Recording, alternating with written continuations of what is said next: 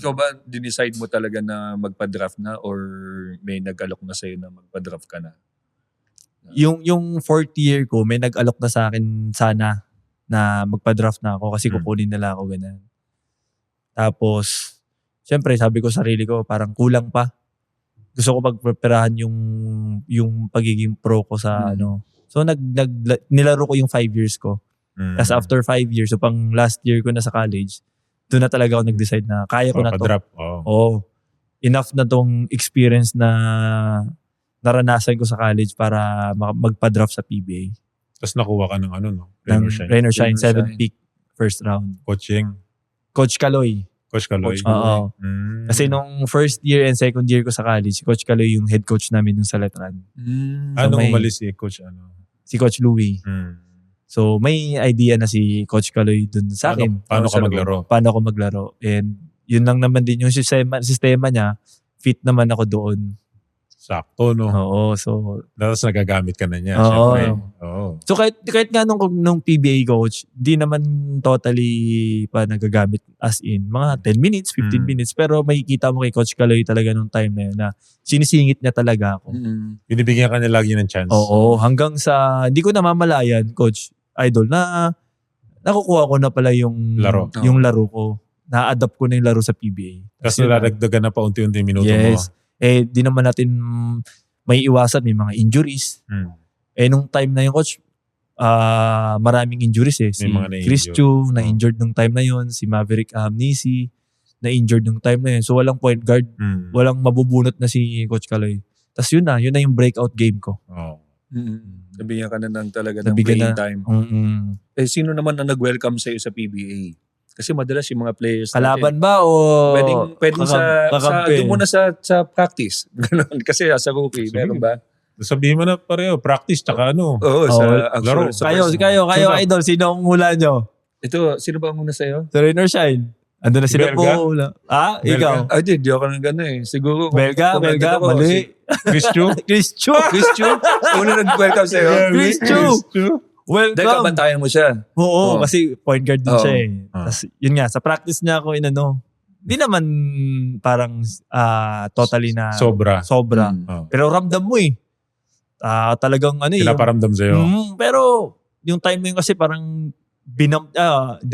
parang box outan kami sa ilalim. Tapos nung pag box out ko sa kanya, hindi na ako nakatalon. Nandun ako sa lapag. Bumagsak ako. Tapos hindi ko pala isipan sa akin nung time na yun. Sabi ko, paano bumagsak? Ba't ang sakit ng dito ko? May tama ka pala. Oo, may tama ako. Tapos ito pa, di ka magagalit. Paano ka magagalit? Paano ka gaganti? Pagkatama sa akin, si Chris, nilapitan agad ako. Sorry, okay ka lang? Sorry, hindi ko sinasadya. Tapos pogi pa. Pogi pa. Hindi mo akalain na tirador talaga. Tapos yun yung welcome ko sa Pero si Bo, hindi naman niya ako yun ang in-expect ko. Takot ako sa kanya nung rookie year ko. Anytime. Siya pa pala hindi gagalaw sa'yo. Oo, pero siya pala hindi. Si Christian pala yung unexpected na mag-welcome sa akin. At least nag-sorry naman. Sa kalaban, sino? Sa kalaban, wala akong masyadong parang gumalaw na-encounter coach ng ganun. Pero more on physicalan lang. May screen lang ng malakas. Ganun lang. Wala din akong maano coach. Even nga kay Calvin Abueva, in-expect ko rin pero wala rin. So sa kakampi lang siya nakatikim.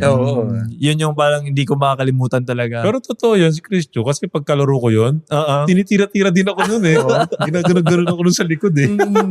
Simple lang ko siya, no? Tutusok din ang siko yun sa likod. Magaling siya yung mga cheap shot. Galing talagang kahit anong, di ba, may mga replay pa sa PBA live, ganun. Hindi talaga makikita kung paano niya ginawa yun. Kasi maano ka sa mukha niya. Angel ang mukha. Hindi kaya manakit niyan. Boy next door ang mukha. Pipituan ko ba ito, pogi? Di parang si Stockton ganun eh. Di ba, hindi mo akala, parang angel face pero nahinira din yun. Madumi. Kumbaga parang mautak. Chris Chu pala. Nakakatawa kasi last 5 minutes na natin. Saya pa ng usapan. Pero kasi ang kami pa nitong 7 years ka sa Rain or Shine. Yes. Tapos nabutan mo naman si Coach Yeng. Yes, nabutan ko si Coach Yeng. So kamusta naman si Coach Yeng sa buhay mo as a player? Si kay Coach Yeng naman, under kay Coach Yeng, hindi rin ako tumagal sa kanya. Parang 2 conference lang ako. Then after that, na-trade na ako to Blackwater, then TNT. Hindi ka dumiretso sa amin eh. Pero dami kong natutunan kay Coach Ying. Oo. Yung mga... Ganun, no? Mamaya papaulit natin. Nasigawan ka na ba? Nasigawan Oo, ka na. ilang beses, suki ako kay Coach Ying nun. Pero kagandahan kay Coach Ying, kahit magkamali ka ng ilang beses, talagang nandun pa rin yung tiwala. Bibigyan ka niya ng chance na Susunod makabawi. Oo nga. Tapos, short stint lang sa Blackwater. Short stint lang, one conference, and then dito na ako sa TNT. Pero alam mo na gusto ka nang kunin ng TNT nung nasa Rain or Shine ka pa lang. Yun yung mga lumalabas nung time na yung coach. Mga Pero, blind item, gano'n. Ako kasi sabi ko, as long as walang nangyayaring trade na gano'n, hindi ako basta-basta maniniwala kasi parang nakaka-distract din sa focus eh. Oo nga. Na parang maglalaro ka sa team na to tapos iniisip mo na yung nandun ka sa kabila. Oo. Tama, galing. So sabi ko, as long as walang official, dito muna ako. So nung tinawagan ka na, yun na. Doon na ako, nung nasa Blackwater na ako, coach, after nung conference ko doon sa Blackwater, tumawag na agad si Boss Jolas na inaayos na yung papel, pa-trade sa TNT, papunta ng TNT, ito ganyan. Tapos doon na, parang doon ako na, Nung natuloy na. Natuloy doon ko na lang naniwala. doon ako naniwala din. Ang nakataon, nung high school, 2M. Oh. College, 3M. Sa TNT, 1B. Ano yung Buffet. One buffet. Buffet na kayo, di ba? Buffet. Buffet na kayo doon, di ba? UB, Andy Buffet. Andy Buffet. Buffet kasi kami sa practice. Pero kahit buffet kami, limited pa rin yung mga, di basta-basta yung mga May niluluto. nutritionist May kayo. nutritionist kami. Kamusta naman nung nandun ka na sa TNT?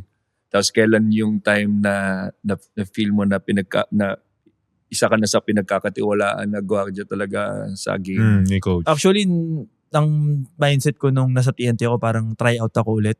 Kasi knowing naman TNT, isa yan sa pinaka-dominanting team sa PBA sa liga. Sa mga pinaka-high caliber team sa PBA. So parang hindi to basta-basta. Sabi ko, try out ako dito, ganyan-ganyan. Tapos,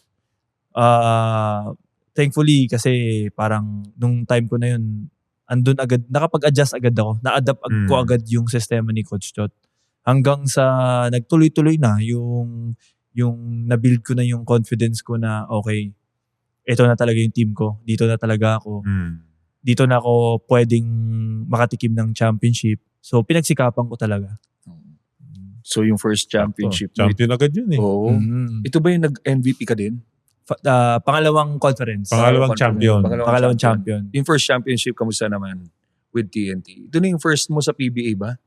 Tama. Yes, first PBA champion ko. First niya. After 7 years.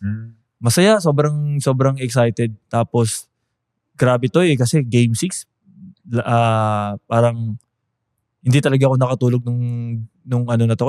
Bago yung game? Bago yung game kasi dami kong iniisip. Oo. Ano kayang pakiramdam pag nag-champion? Ano kayang pakiramdam pag ako yung mag-ano ng net? Ako kaya ano kayang pakiramdam na pag ini-interview na ako na fine. Ano kaya sasabihin ko sa media? Champion. Oo. Kasi syempre pangarap ko rin yung na talagang makapag-champion sa PBA. Pag siguro sa mga listeners makaka-relate yan, lalo na sa mga aspiring players, yung isa sa mga pinapractice mo sa utak mo is yung ikaw yung winning shot. Yes, yung kasama. ka na sa champion, yung mga pinapractice mo na yung speech mo, ganyan. Minsan nasabi ko nga parang yun eh. ako ata swerte sa TNT. Pagpasa ko, champion. Tapos so far 5 straight finals appearance na ako. After nung lipat ko sa TNT. So nung nag-champion nga, nung unang champion, nagamit mo ba yung mga pinractice mong speech? Gamit na. Parang may note sa gilid kasi sabi ko sa gabi na yun, ito sasabihin ko sa media. Ito sasabihin ko sa speech. Tapos ano naman, sabi ko naman sa mga media. Tapos tuwa ako nung kasi sabi ko, ang sinabi ko sa speech na finally, nag-champion na ako. Finally, masasabi ko na sarili ko na champion na ako. Yun ang pinaraktis mo. Oo, pinaraktis yun. Ito sasabihin ko pa nag-champion. Thank you for watching Balyahan with GB and RDO, powered by Sports Plus, the official gaming partner of the Philippine Olympic Committee. Kung nagustuhan mo ang napanood mo, here's some more videos. Huwag mo rin kalimutang mag-like, comment at subscribe para lagi kang first dibs sa bagong videos ng Balyahan.